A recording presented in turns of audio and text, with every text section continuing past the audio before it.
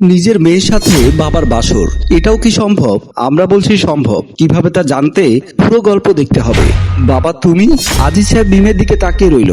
আজ মিমের বাসর রাত। বধূ সেজে মিম বাসর ঘরে বসে আছেন। ভাবছে একটু পরে তার নববিবাহিত স্বামী বাহার আসবেন। সময় গড়িয়ে যাচ্ছে, তবুও বাহার আসছে না। মিম মোবাইলটা বের করে বারবার বাহারকে কল দিতে লাগলো। বাহারের আসার কোনো নামগন্ধ নেই।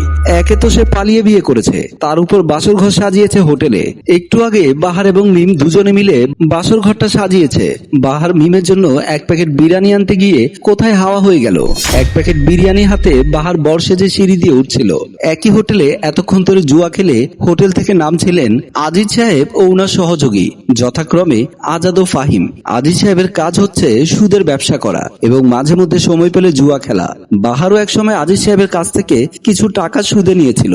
সেই টাকা দিতে না পেরে এখন বাহার আজিজ সাহেব থেকে পালিয়ে বেড়ান। কথায় আছে, যেখানে বাঘের ভয় সেখানে রাত হয়। আজিজ সাহেবের সামনে পড়লো বাহার। উনাদেরকে দেখে দৌড়ে পালানোর চেষ্টা করলো বাহার।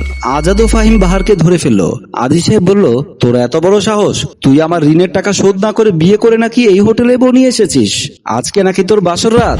বাহার বলল, বিশ্বাস করুন, আমি চাপে পড়ে বিয়েটা করেছি। আমি যদি মেয়েটাকে বিয়ে না করি, মেয়েটির বাবা মেয়েটিকে অন্যত্র বিয়ে দিয়ে ফেলছিল, তাই আমি এক প্রকার বাধ্য হয়ে মেয়েটিকে বিয়ে করে এই হোটেলে উঠেছি। আজিজ সাহেব বলল, আমার টাকা না দিয়ে তুই বিয়ে করলি কোন সাহসে? তুই তো ভালো করে জানিস এই সমাজে আমি কত বড় খারাপ লোক। আমার টাকার জন্য আমি যে কোনো ক্রাইম করতে এক সেকেন্ডও চিন্তা করি না। বাহার বলল, আমি ব্যবসায় লস না খেলে তো আপনার টাকা কত আগেই দিয়ে ফেলতাম। আজাদ বলল, তুই বড় ভাই থেকে সুদে টাকা নিয়েছিস, ব্যবসায় লস খেয়েছিস, সে দায়ভার তো ভাই নেবে না।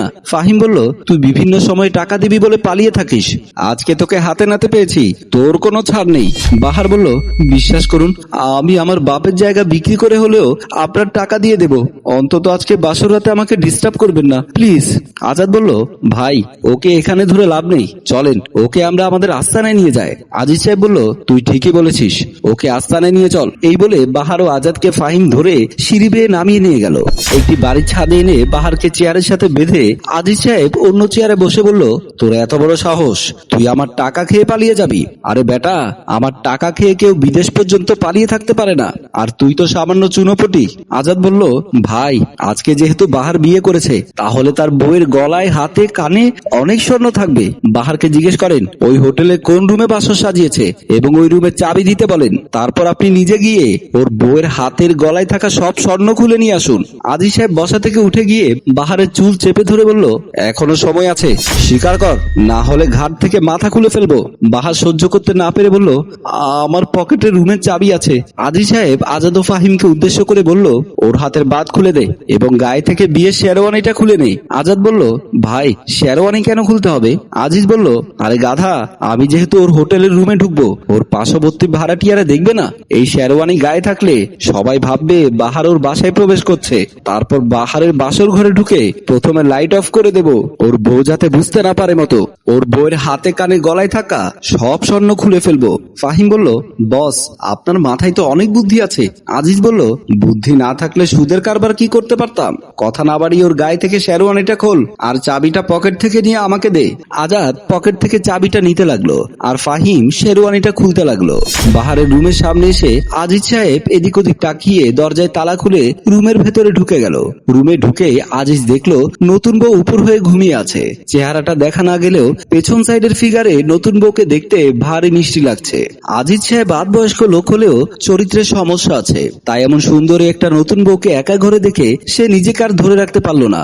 ভাবলো, কপালে যা আছে তাই হবে। প্রয়োজনে এই মেয়েটা যদি সুন্দরী হয়ে থাকে, তবে বাহার থেকে তালাক নিয়ে এই মেয়েকে আমি বিয়ে করে ফেলবো।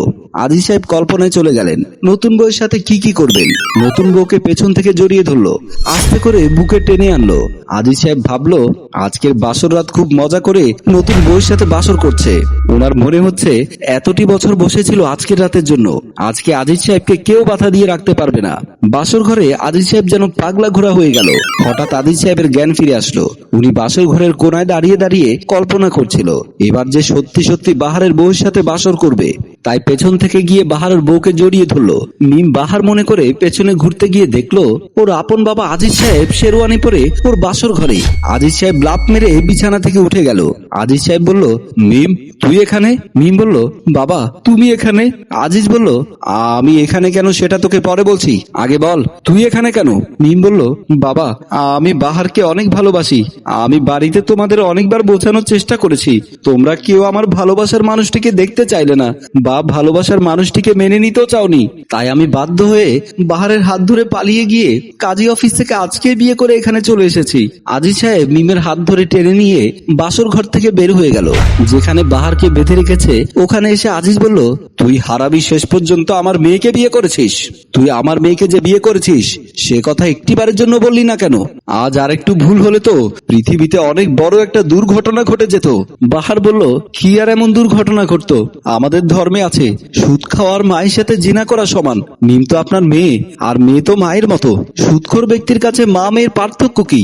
আজিজ বলল, আমাকে আর লজ্জা দিস না, আমি আজ থেকে তওবা করলাম, আমার জীবনে আর কখনো কারো কাছ থেকে সুদ খাবো না। যদি পারি কারো উপকার করব, টাকা ধার দেব, তবুও সুদ খাবো না। সম্মানিত ভিউয়ার্স, বিভিন্ন সময় আমরা বিভিন্ন নাটকের মাধ্যমে এবং আমাদের ধর্মপ্রাণ হুজুররা ওয়াজের মাধ্যমে সুদের মারাত্মক ফলাফলের কথা আপনাদের সামনে তুলে ধরে, তবুও এই সমাজ থেকে সুদ নামক বিষাক্ত ব্যাধিটি দূর হচ্ছে না। আমরা কিছু মুসলমানরা লোভে পড়ে সুদের ব্যবসা করছি, যার ফলে আমাদের নষ্ট হচ্ছে ঈমান এবং সুগম হচ্ছে জাহান্নামের পথ। তাই আসুন আজ থেকে সুদকে না বলি, কোরআন হাদিসের আলোকে জীবন গড়ি। আমাদের গল্প যদি আপনাদের ভালো লেগে থাকে তাহলে কমেন্ট করে জানান এবং আপনার ফেসবুকে শেয়ার করে দিয়ে সবাইকে দেখার সুযোগ করে দিন। প্রযোজনায় মঞ্জুর মোর্শেদ। ধন্যবাদ।